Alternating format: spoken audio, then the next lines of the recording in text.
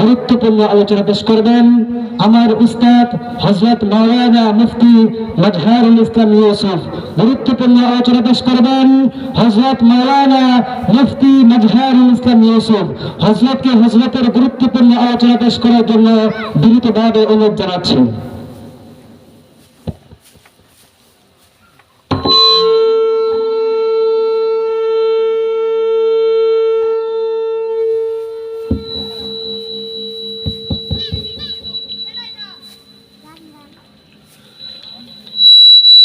السلام عليكم ورحمة الله وبركاته.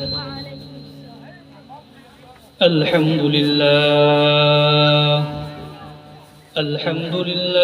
أستعينه وأستغفره ونعوذ بالله من شرور أنفسنا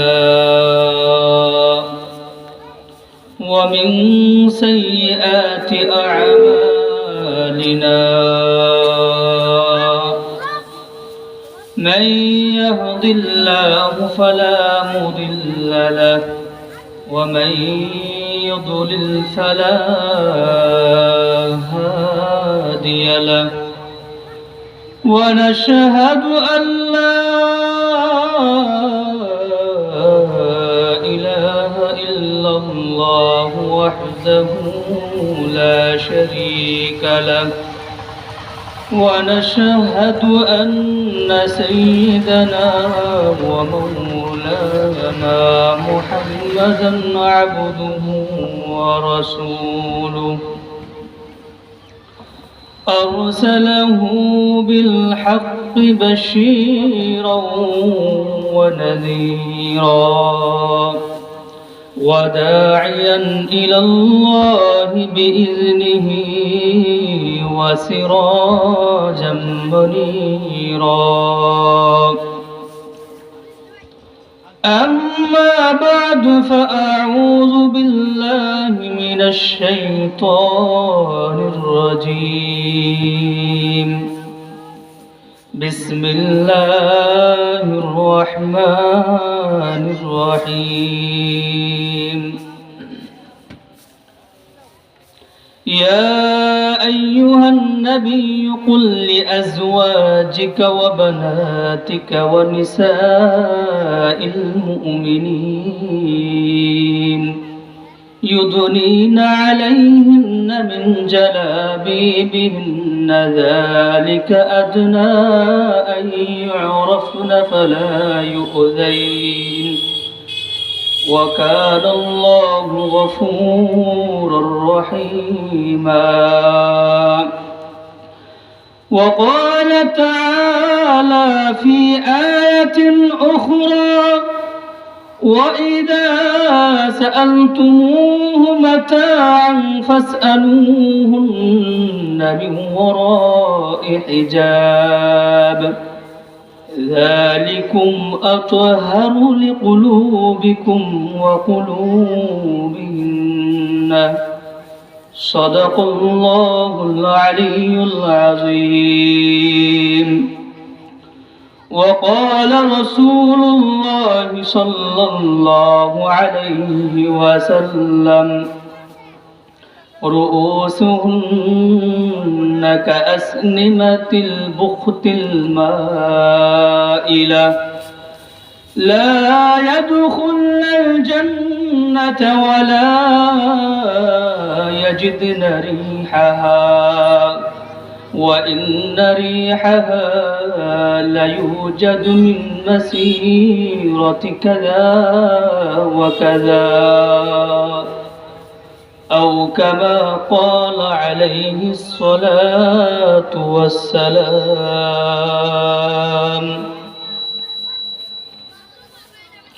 হামিউ সুন্না মাদ্রাসা জিলকি আহমদাবাদ কানিহারি ত্রিশাল মুমিন শাহির উদ্যোগে ওয়াজ মাহফিল।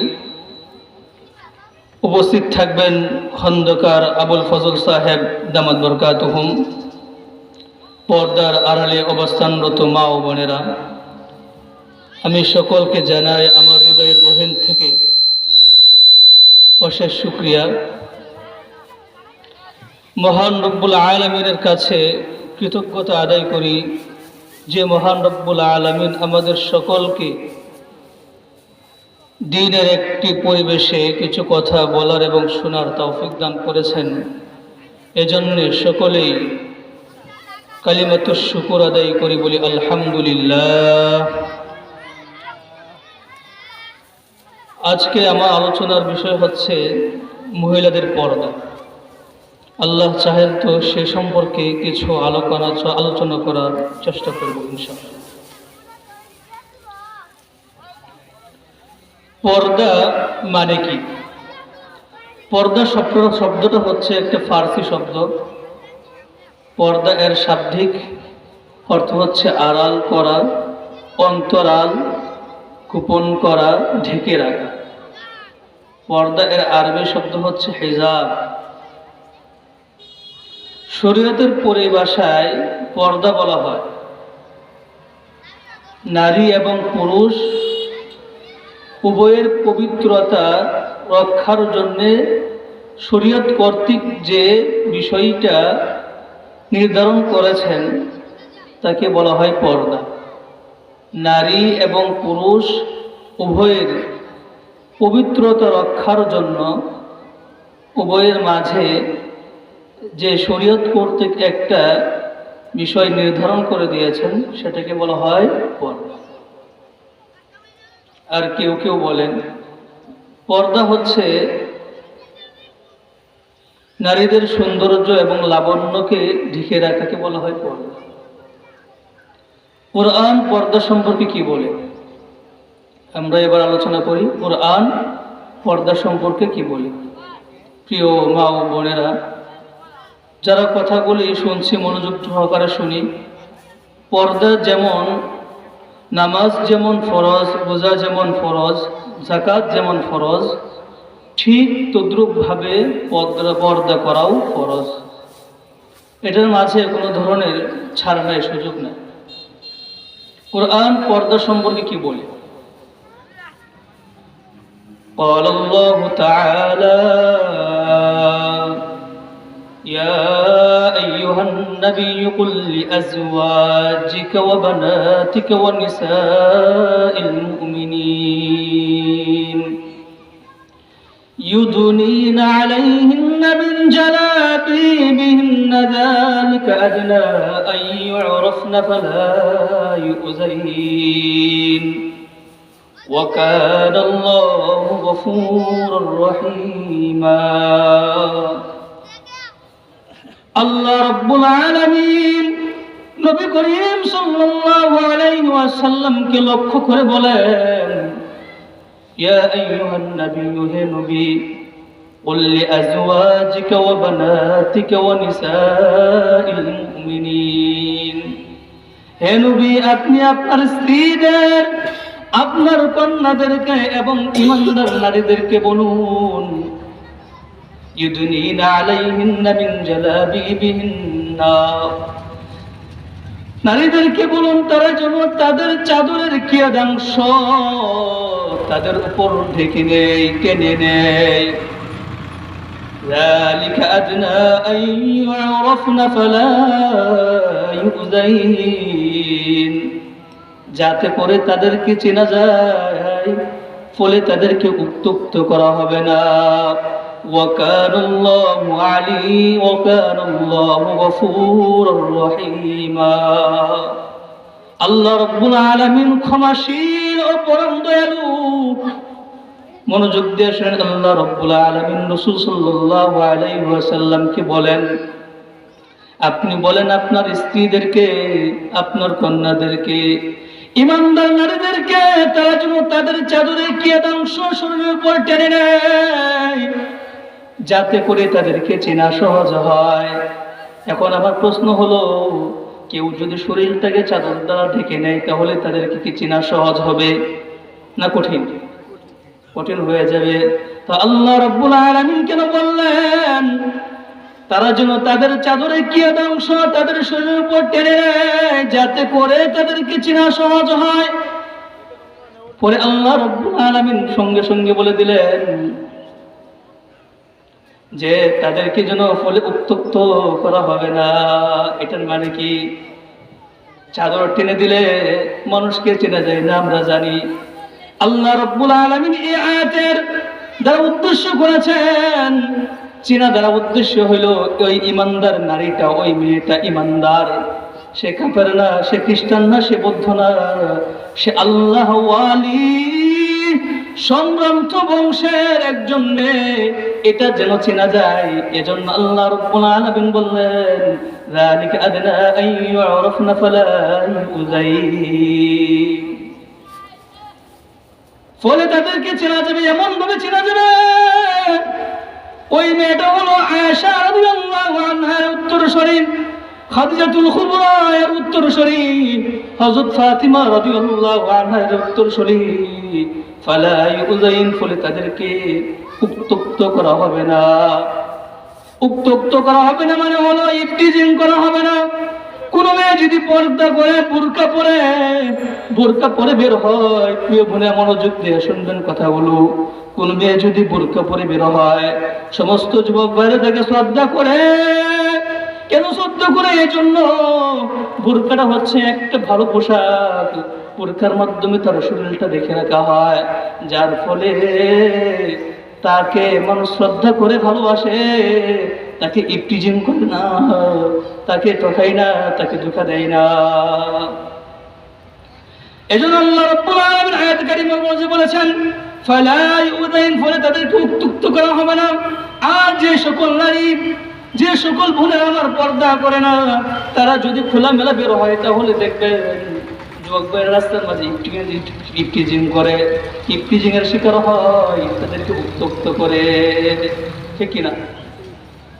এজন্য আল্লাহ রাব্বুল আলামিন বলে দিয়েছেন, তারা যেন তাদের চাদরের কিয়দাংশ শরীরের উপর টেনে নেয়, যাতে করে তাদেরকে চেনা যায়। ফলে তাদেরকে উত্তক্ত করা হবে না, ইফতিজিং করা হবে না। ওয়া কানা আল্লাহু গফুরুর রহিমা, আল্লাহ রাব্বুল আলামিন অত্যন্ত ক্ষমাশীল এবং পরম দয়ালু। আল্লাহ রাব্বুল আলামিন অন্য আয়াত পর্দা সম্পর্কে বলেন, وَإِذَا سَأَلْتُمُوهُنَّ مَتَاعًا فَاسْأَلُوهُنَّ مِنْ وَرَاءِ حِجَابٍ ذَلِكُمْ أَطْهَرُ لِقُلُوبِكُمْ وَقُلُوبِهِنَّ। মনোযোগ দিয়ে শুনেন প্রিয় মা ও বোনেরা, মনোযোগ দিয়ে শুনেন। আল্লাহ রাব্বুল আলামিন বলেন, তোমরা যখন তাদের কাছে কোনো কিছু চাও, তখন তোমরা তাদের কাছে পর্দার আড়াল থেকে চাও। যালিকুম আতহারু লিকুলুবিকুম ওয়া কুলুবিহিন্না, পর্দার আড়াল থেকে চাওয়া এই বিধানটা তোমাদের অন্তরসমূহের জন্য এবং তাদের অন্তরসমূহের জন্য অধিক পবিত্রতার কারণ। আল্লাহ রাব্বুল আলামিন এখানে পর্দার আড়াল থেকে কথা বলেছেন। তোমরা যখন সাহাবীদেরকে লক্ষ্য করে বলেন, তোমরা যখন উম্মাহাতুল মুমিনিন নবীদের স্ত্রীদের কাছে কোনো কিছু চাইবা, পর্দার আড়াল থেকে চাইবা। কেন চাইবা? এই বিধানটা পর্দার আড়াল থেকে চাইলে তোমাদের অন্তর এবং তাদের অন্তরের জন্য অধিক পবিত্রতার কারণ। পর্দার আড়াল থেকে চাইলে অন্তরটা পবিত্র হয়। যে সমস্ত নারী পুরুষ পর্দা করেন, পুরুষেরও পর্দা আছে, চোখের পর্দা, চোখকে হেফাজত করে। আবার যে সমস্ত নারী তাদের চোখকে হেফাজত করে, পাশে তার নিজের লজ্জাস্থানে হেফাজত করে, তার শরীরটাকে হেফাজত করে, তাদের অন্তরটা অধিক পবিত্রতার কারণ। মনোযোগ দিয়ে শুনেন প্রিয় মা ও বোনেরা, পর্দা কেন করবেন? এই আয়াতের মধ্যে আল্লাহ রাব্বুল আলামিন বলে দিয়েছেন, স্পষ্ট ভাষায় বলে দিয়েছেন পর্দা কিভাবে করবেন। প্রিয় ভাইরা, আমরা আমাদের মা বোনদেরকে পর্দা রাখার জন্য কি করব? বলবো সবাইকে পর্দা রাখবে। বুঝতে পেরেছেন? সবাইকে পর্দা রাখবে। এবার আসুন আল্লাহ রাব্বুল আলামিন অন্য আয়াতে বলেন। আল্লাহ রাব্বুল আলামিন বলেন, وَقُلْ لِلْمُؤْمِنَاتِ يَغُضُضْنَ مِنْ أَبْصَارِهِنَّ।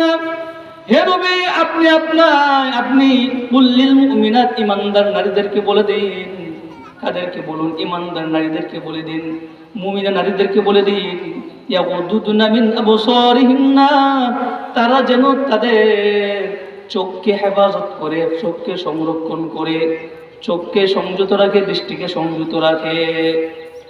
তারপর কি বলেন?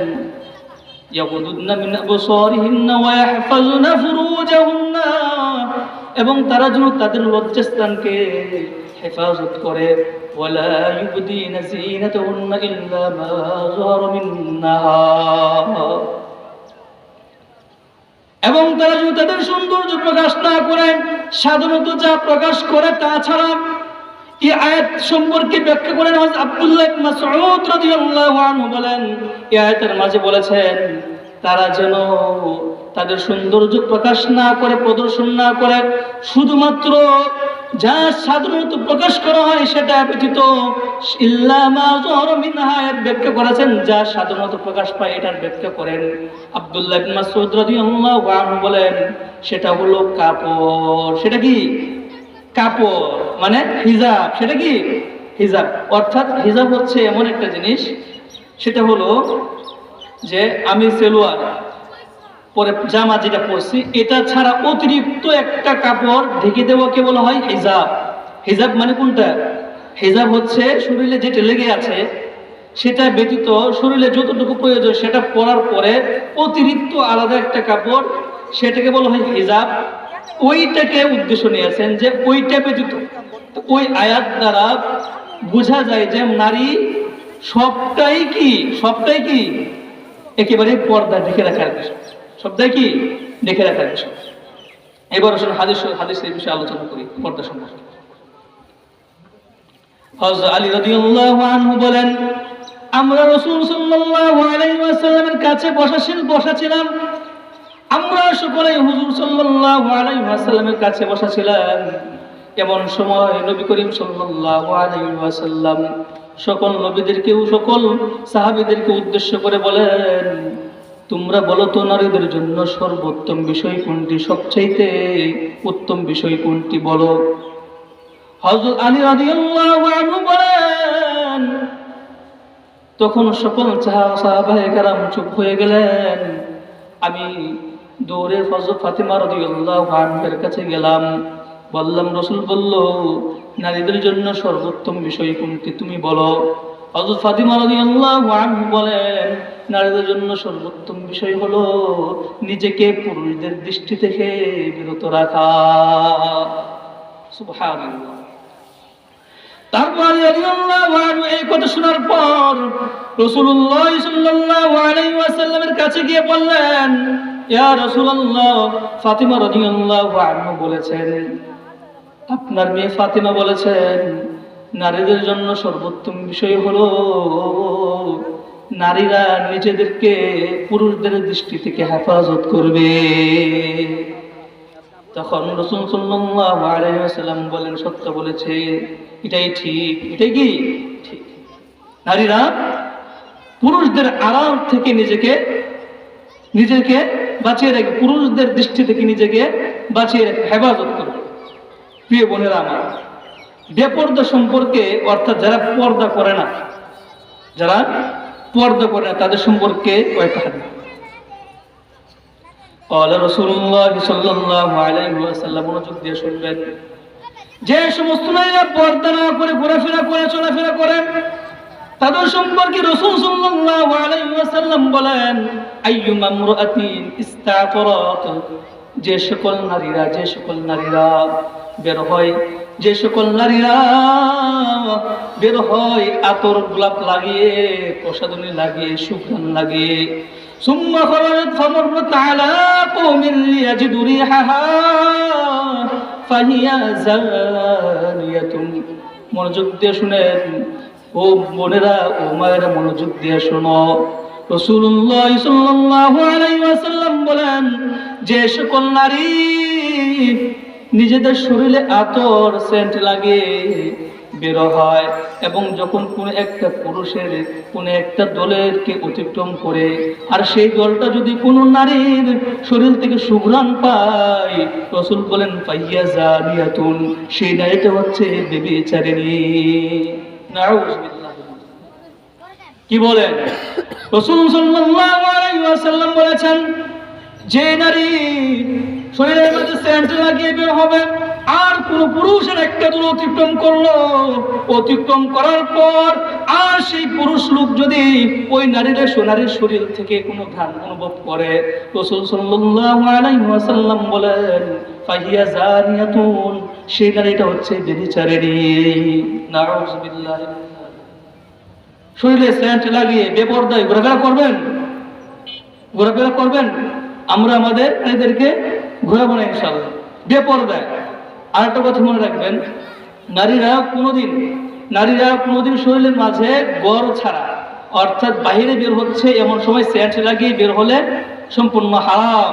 নারীদের জন্য সেন্ট লাগিয়ে, ঘ্রাণ শরীর লাগিয়ে বের হওয়া, এটা কি তাদের জন্য কি হারাম? কেউ লাগাবো না। নারীদের জন্য সৌন্দর্যের জন্য ঘ্রাণ ছাড়া যে সমস্ত জিনিস আছে, প্রসাধনী আছে, সেগুলো ব্যবহার করা যেতে পারে, কিন্তু ঘ্রাণ সেন্ট এগুলো লাগিয়ে বের হলে, আর পুরুষ লোক যদি সেটা অনুভব করে, তাহলে সেই নারীটা কি সে ব্যভিচারিণী। আপনার আমল নামায় সব সময় ব্যভিচারিণীর গুনাহ লেখা হতে থাকে। আরেকটা মনোযোগ দিয়ে শুনেন, আরেকটা হাদিস। রাসূলুল্লাহ সাল্লাল্লাহু আলাইহি ওয়াসাল্লাম বলেন, সালাতুন লা তাসআলুহুম, নবী করিম সাল্লাল্লাহু আলাইহি ওয়াসাল্লাম বলেন, তিন শ্রেণীর লোক সম্পর্কে আমার কাছে জিজ্ঞেস করো না। তিন শ্রেণীর মানুষ আছে, তাদের ব্যাপারে আমার কাছে কখনো জিজ্ঞেস করবে না। তাদের মধ্যে হচ্ছে এমন একজন লোক, এমন এক নারী, সেটার মধ্যে তিনজনের মাঝে একজন হচ্ছে এমন একজন নারী। রাসূল বলেন, ইমরাতুন গাবা আনহা যাওজুহা ওয়া ক্বাদ কাফাহা মাউনাতাদ দুনিয়া সুম্মা ফাতাবাররাজাত বা'দাহু ফালা তাসআল আনহু। রাসূলুল্লাহ সাল্লাল্লাহু আলাইহি ওয়াসাল্লাম বলেন, যে সকল নারীর স্বামীরা তাদেরকে পর্যাপ্ত পরিমাণ রিজিকের ব্যবস্থাপনা করে দেওয়ার পর দূরে কোথাও চলে গিয়েছে, ব্যবসার উদ্দেশ্যে চলে গিয়েছে, বা প্রবাসে চলে গিয়েছে, বা চাকরিতে গিয়েছে, ওই সকল নারীরা যদি তারা স্বামী চলে যাওয়ার পর বেপরদা হয়ে সেজেগুজে যদি মার্কেটে যায়, বের হয়, রাসূল সাল্লাল্লাহু আলাইহি ওয়াসাল্লাম বলেন, লা তাসআল আনহুম, তাদের সম্পর্কে আমার কাছে জিজ্ঞেস করো না। নাউযুবিল্লাহি মিন যালিক। মনোযোগ দিয়ে শুনেন, রাসূল কি বলেন? যে নারীরা সেজেগুজে তার স্বামী চলে গেল, অফিসে চলে গেল, প্রবাসে চলে গেল, ওই নারীরা সেজেগুজে শরীরের মধ্যে সেন্ট ইউজ করে, ব্যবহার করে যখন রাস্তাঘাটে বের হয় বেপরদা হয়ে, রাসূল বলেন, ওই নারীদের সম্পর্কে আমার কাছে জিজ্ঞেস করো না। রাসূলুল্লাহ সাল্লাল্লাহু আলাইহি ওয়াসাল্লাম অধিক রাগ করেছেন, এজন্য বলেন, তাদের সম্পর্কে আমার কাছে জিজ্ঞেস করো না। আমরাও যদি দুনিয়াতে কারো প্রতি রাগ করি, তখন বলি, ওর কথা আমার কাছে জিজ্ঞেস করিস না। বেশি রাগ করলে বলি না, ওর কথা আমার কাছে বলিস না। ঠিক তদ্রূপভাবে যে সকল নারী তার স্বামীর অনুপস্থিতিতে বেপরদা হয়ে ঘরের বাইরে বের হয়, রাসূল বলেন, ওই সমস্ত নারীদের সম্পর্কে আমার কাছে জিজ্ঞেস করো না, ওরা হচ্ছে ওরা কি ব্যভিচারিণী। এখানে কি পরিমাণ শাস্তি হতে পারে যে তাদের সম্পর্কে আমাকে জিজ্ঞেস করো, বুঝতে পেরেছেন? আমি সর্বশেষ একটা হাদিস বলবো, মনোযোগ দিয়ে শুনবেন। قال رسول الله صلى الله عليه وسلم, নবী করিম সাল্লাল্লাহু আলাইহি ওয়াসাল্লাম অপর এক হাদিসের মধ্যে বলেছেন, নারীরা হচ্ছে পর্দা ঢেকে রাখার বিষয়, পর্দার মাঝে থাকার বিষয়, ঢেকে রাখার বিষয়। যখন তারা বের হয়, শয়তান তাদের দিকে উকি মারতে থাকে। মনোযোগ দিয়ে শুনেন, বললাম কোরআন থেকে বললাম, হাদিস থেকে বললাম, এবার শুনেন, পর্দা না করার পরিণতি কি হয় বাস্তবে দুনিয়াতে? পর্দা না করার পরিণতি কি? মনোযোগ দিয়ে শুনেন, শুনতে পাচ্ছেন না? শুনেন প্রিয় বোনেরা, মনোযোগ দিয়ে শুনেন। আপনারা যারা পর্দার আড়ালে আছেন, বাড়িতে আছেন, পর্দা না করার কি করুন পরিণতি, মনোযোগ দিয়ে শুনেন। এক ব্যক্তি কবরের পাশ দিয়ে হেঁটে যায়, একজন ব্যক্তি কবরের স্থানে পাশ দিয়ে হেঁটে যায়। এমন সময় যখন একে একে কবরের পাশ দিয়ে হাঁটে, তখন শুনতে পাই একটি নারী কণ্ঠের চিৎকার, আমি বেঁচে আছি, আমাকে বের করো, আমি বেঁচে আছি, আমাকে বের করো। মনোযোগ দিয়ে শুনেন, একটা মেয়ে কণ্ঠে বলতে থাকে, কবরের পাশ দিয়ে যখন একজন লোক হেঁটে যায় তখন বলে, আমি বেঁচে আছি, আমাকে বের করো, আমি বেঁচে আছি, আমাকে বের করো। ওই লোকটা ডানে তাকাইলো, বামে তাকাইলো, সব দিকে তাকাইলো, তাকিয়ে দেখে কোনো মানুষ নেই আশপাশে। তাহলে এই কঠিন আওয়াজ, আমি বেঁচে আছি, আমাকে বের করো, এই আওয়াজটা কোত্থেকে আসলো? ভয় পেয়ে গেলেন। ভয় পেয়ে যাওয়ার পর সঙ্গে সঙ্গে দৌড়ে মানুষের কাছে চলে গেলেন। মানুষের কাছে যাওয়ার পর মানুষদের কাছে বললেন, আমি কবরস্থানের মাঝে একটা নারী কণ্ঠের আওয়াজ শুনতে পাইলাম। শুনলাম একটা মেয়ে বলছে, আমি বেঁচে আছি, আমাকে বের করো, আমি বেঁচে আছি, আমাকে বের করো। তারপর অনেকজন মানুষ একত্রিত হয়ে আমরা সকলে ওই কবরস্থানে গেলাম। আমরা সকলে ওই কবরস্থানে গেলাম, গিয়ে সকল মানুষ শুনতে পাইলাম কবর থেকে আওয়াজ আসছে, আমি বেঁচে আছি, আমাকে বের করো, আমি বেঁচে আছি, আমাকে বের করো। মানুষজন যখন শুনলো, শোনার পর সকল মানুষ মসজিদ এলাকার ইমাম সাহেবের কাছে গেল, জানতে চাইলো আমরা কি বের করবো কিনা। ইমাম সাহেব কবর খুঁড়ে ওই মেয়েকে বের করে অনুমতি দিলেন। বের করবে যখন যখন মাটি কবর থেকে সরানোর পর যখন একটা তক্তা সরালো, মনোযোগ দিয়ে শরীর মা ও বোনেরা, যখন একটা তক্তা সরানোর সঙ্গে সঙ্গে দেখতে পেলেন ওই মেয়েটা উলঙ্গ অবস্থায় কবরের মাঝে বসে আছে। মেয়েটা বলল, আমি উলঙ্গ বিবস্ত্র অবস্থায় আছি, আমার শরীরে কাফন নাই, আমার শরীরে কাপড়টা নাই, তাড়াতাড়ি আমার বাড়ি থেকে নিয়ে কাপড়টা নিয়ে আসো। একজন লোক কাপড় বাড়ি থেকে নিয়ে এসে দিল। কবরের মাঝে মেয়েটা শরীরটা এমন ভাবে ডাকলো, মাথা থেকে নিয়ে পা পর্যন্ত এমন ভাবে ডাকলো, তার শরীরে সামান্য পরিমাণ দেখা যায় না। মেয়েটা কবর থেকে ওঠানোর পর দৌড়ে বাড়িতে চলে গেলে। মনোযোগ দিয়ে শুনলেন, নাও মনেরা, মনোযোগ দিয়ে শোনো, পর্দা না করা পরিণতি কি হয়, মনোযোগ দিয়ে শোনো। মেয়েটা দৌড়ে বাড়িতে চলে গেল। বাড়িতে চলে যাওয়ার পর তার ঘরের মাঝে গিয়ে দরজাটা লাগিয়ে দেওয়ার পর চুপ করে বসে রইল।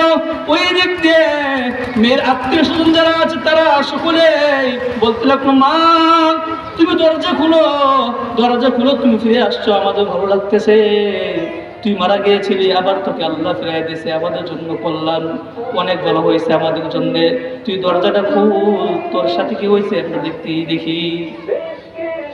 যখন মেয়েটা তখন উত্তর দিল, শোনো মা, মনোযোগ দিয়ে শোনো, তোমরা যদি আমাকে দেখো তাহলে হার্ট ফিল করবে, তোমরা যদি আমাকে দেখো তাহলে হার্ট ফিল করবে, কাজেই তোমরা আমাকে দেখতে চেও না, তোমাদের মাঝে যে সবচেয়ে বেশি সাহসী আছে তাকে পাঠাও, তোমাদের মাঝে যে সবচেয়ে বেশি সাহসী তাদেরকে পাঠাও। তখন কয়েকজন সাহসী যুবক ভিতরে গেল। ভিতরে যাওয়ার পর দেখলো মেয়েটার মাথার থেকে আস্তে করে কাপড়টা সরানোর সঙ্গে সঙ্গে মেয়েটার মাথার মাঝে কোনো চুল নাই। দেখলো মেয়েটার মাথায় কোনো চুল নাই। শুধু তাই না, মেয়েটার মাথার যে চামড়া, যে চুল যে এখানে লাগানো থাকে, ওই চামড়াটাও নাই। মেয়েটাকে জিজ্ঞেস করা হলো, তোমার এই করুণ পরিণতি কেন? মেয়েটা বলল, আমি দুনিয়াতে থাকা অবস্থায় আমার এই চুল দ্বারা যুবকদেরকে আকর্ষণ করতাম, চুল দেখিয়ে দেখিয়ে পুরুষদেরকে আকর্ষণ করতাম, এজন্য কবরের মাঝে আমি যখন ইন্তেকাল করলাম তখন আমার এক একটা চুল ধরে উঠিয়ে ফেলা হয়েছে। তারপর মেয়েটা আস্তে করে চেহারা থেকে কাপড়টা সরালো। চেহারা থেকে যখন কাপড়টা সরালো তখন ওই যে লোকগুলো যারা ঘরের ভিতরে ঢুকেছিল তারা আরো বেশি ভয় পেয়ে গেল। দেখলো ওই মেয়ের দুইটা ঠোঁট যে আছে, সময় দুইটা ঠোঁট কাটা, তার চেহারার মাঝে কোনো গুস্ত নাই, শুধুমাত্র দুইটা দাঁতের পাতি ছাড়া আর কোনো কিছুই দেখা যায় না। তখন জিজ্ঞেস করা হলো, ও বোন, তোমার এমন কেন হলো? মেয়েটা বলল, আমি বেপরদা অবস্থায় মেকআপ লাগিয়ে ঘোরাফেরা করতাম, আর ঠোঁটের মাঝে লিপস্টিক লাগিয়ে ঘোরাফেরা করতাম, যুবকদেরকে আমার চেহারা দেখায় দেখায় আমার প্রতি আকর্ষণ করাতাম, যুবকরা আমার পিছনে পিছনে ছুটতো। এই কারণে আল্লাহ রাব্বুল আলামিনের ফেরেশতারা আমার এই চেহারার এই করুণ পরিণতি করেছে। তারপর শুনুন, তারপর মেয়েটা আস্তে করে কাপড় থেকে হাত এবং পায়ে গুলো বের করলো, পা এবং হাত বের করলো। বের করার পর দেখাইলো যে হাত পায়ের মাঝে কোনো ধরনের কি নাই, একটা নখুনায় সব ধরনের কুটিয়ে নেওয়া হয়েছে। মেয়েকে জিজ্ঞেস করা হলো, ও বোন আমার, তোমার এই করুণ পরিণতি কেন? মেয়েটা বলল, মনোযোগ দিয়ে শুনেন মা ও বোনে, মনোযোগ দিয়ে শুনো, মনোযোগ দিয়ে শুনো। মেয়েটা বলল, আমি দুনিয়াতে থাকা অবস্থায় নীল পালিশ লাগিয়ে যুবকদেরকে আমার সৌন্দর্য প্রদর্শন করাতাম, এই কারণে আমার হাত থেকে প্রত্যেকটি পা থেকে হাত থেকে প্রত্যেকটি আঙ্গুলের নখ উঠিয়ে নেওয়া হয়েছে। নাউযুবিল্লাহ। এই কথাগুলো বলার পর সঙ্গে সঙ্গে মেয়েটা বেহুশ হয়ে অজ্ঞান হয়ে পড়ে গেল। পড়ে যাওয়ার পর দেখলো মেয়েটা আবার মারা গেল। মেয়েটা মারা যাওয়ার পর মেয়েটাকে দাফন করে চলে আসলো। মনোযোগ দিয়ে শুনেন, বাস্তবতা দিয়ে খেয়াল করেন ভাইরা আমার, ও মা ও বোনেরা, পর্দার অন্তরালে যারা আছো মনোযোগ দিয়ে শুনো। দেখো, পর্দা না করার পরিণতি কতটুকু হয়েছে। পর্দা যদি না করো তাহলে তোমার আমার এমন করুণ পরিণতি হবে।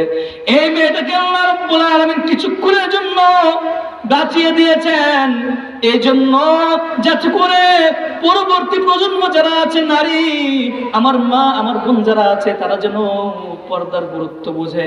আল্লাহ রাব্বুল আলামিন দুনিয়াতে এমন কিছু কিছু ঘটনা প্রকাশ পেয়ে দেন, যাতে করে দুনিয়াবাসী যারা আছে তারা এখান থেকে শিক্ষা নিতে পারে। এই জন্য আল্লাহ রাব্বুল আলামিন মাঝে মাঝে কিছু ঘটনা প্রকাশ করিয়ে দেয়। প্রিয় বোন আমার সময় স্বল্প, এজন্য বলছি মনোযোগ দিয়ে শুনেন।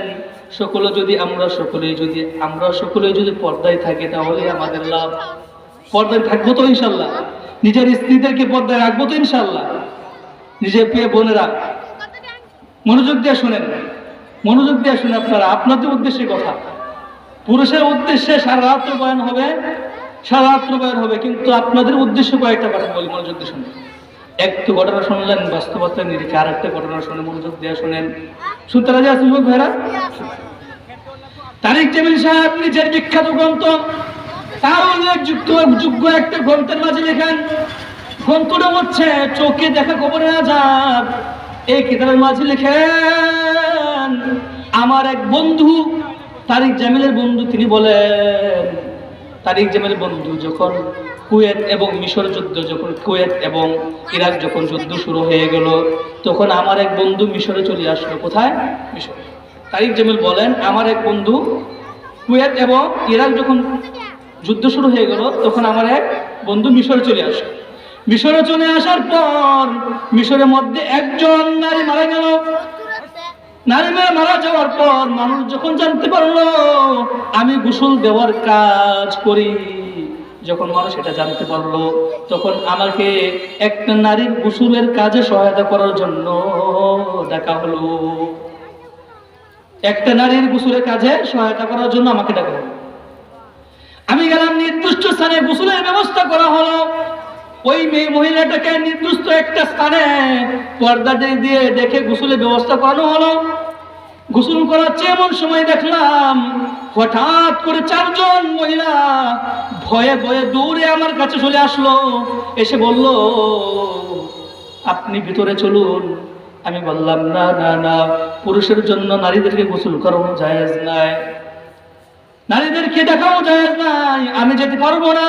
তখন ওই চারজন মহিলা বলল, শুনুন, ওই মৃত মহিলার চেহারাটা এত কালো হয়ে গেছে, এত কুৎসিত হয়ে গেছে, একেবারে চোখগুলো একেবারে লাল হয়ে গেছে, টিকটে পড়বে, ভয়ঙ্কর অবস্থা হয়ে গেছে। অথচ মেয়েটা অনেক সুন্দরী, নারীটা অনেক সুন্দরী ছিল, আর তার শরীরে এত ভারী হয়ে গেছে, আমরা নড়াতে পারছি না, আমরা নড়াইতে পারতেছি না, গোসল করানো আমাদের পক্ষে সম্ভব হচ্ছে না। বলার পর যে নারীটা গোসলের কাজে নিয়ে যেতেছিল ওই মহিলাটাও বেরিয়ে আসলো, বলল, হ্যাঁ ওরা যা বলেছে তাই সত্য, আপনি ভিতরে আসুন। আমি বললাম, না না না, আপনি যথাসাধ্য